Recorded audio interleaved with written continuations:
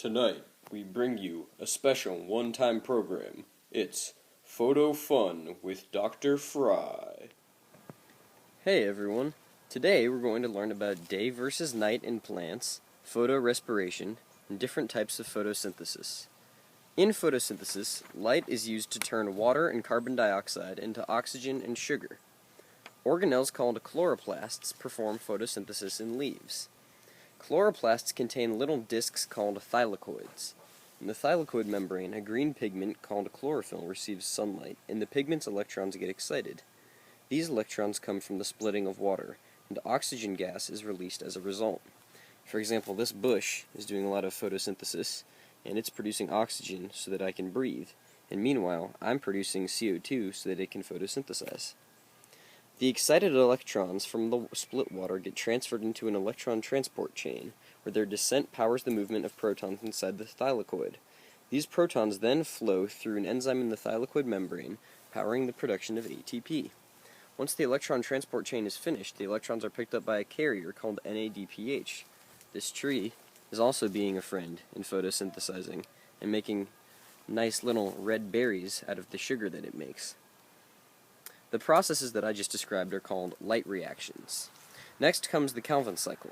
In the Calvin cycle, an enzyme takes CO2 out of the air and incorporates it into a 6-carbon molecule, which then splits into two 3-carbon molecules. With the help of ATP and NADPH from the light reactions, these 3-carbon molecules are turned into something called G3P, a versatile molecule that can turn into many things, including our much beloved glucose. Look at this grass down here. It's photosynthesizing. And this plant, also photosynthesizing. In the light, lots of photosynthesis occurs and oxygen is produced. Stomata, or little openings in the leaf, are often closed when light is present because it gets hot outside, and plants lose water through their stomata. So oxygen levels build up to be very high because of photosynthesis, while CO2 levels build up to be very low because the Calvin cycle is taking all of the carbon. This gaseous imbalance may lead to a phenomenon called photorespiration, whereby the carbon-fixing enzyme rubisco fixes oxygen instead of CO2, which leads the Calvin cycle to produce CO2 only while consuming ATP, which isn't really that useful seeming.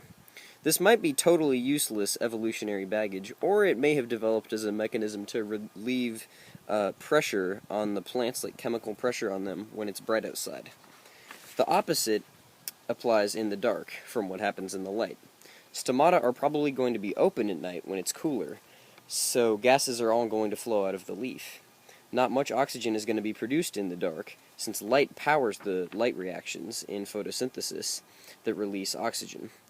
So CO2 is produced from respiration, but it's going to be lost through the open stomata. So there really just won't be much of either. Generic photosynthesis occurs in what we call C3 plants, and they're called that because the first thing that's made with carbon once it's taken from carbon dioxide is a 3-carbon molecule, hence the name C3. But in a C4 plant, CO2 is fixed by something called PEP carboxylase before entering the normal Calvin cycle. Now this costs more ATP than the normal Calvin cycle by itself, but PEP carboxylase never goofs up and fixes oxygen, so it avoids photorespiration. C4 plants get their name because they initially put carbon into a 4-carbon molecule.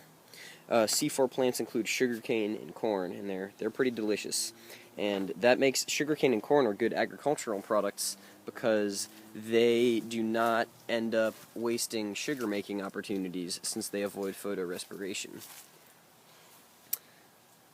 Now, similarly to a C4 plant, a CAM plant also fixes CO2 differently than a normal plant. At night, when it's cool, stomata are usually going to be open, which makes it easy to lose all of the CO2 produced in respiration. However, in a CAM plant, the CO2 produced at night is fixed into an organic acid until the daytime, when the stomata close and the CO2 is released for use in photosynthesis. CAM plants are usually succulents or other water-storing plants in arid environments, like a pineapple, and they get their name because the process I just described is called crassulacean acid metabolism. That's it for today, folks. Be sure to join us next week for a special presentation on cellular communication.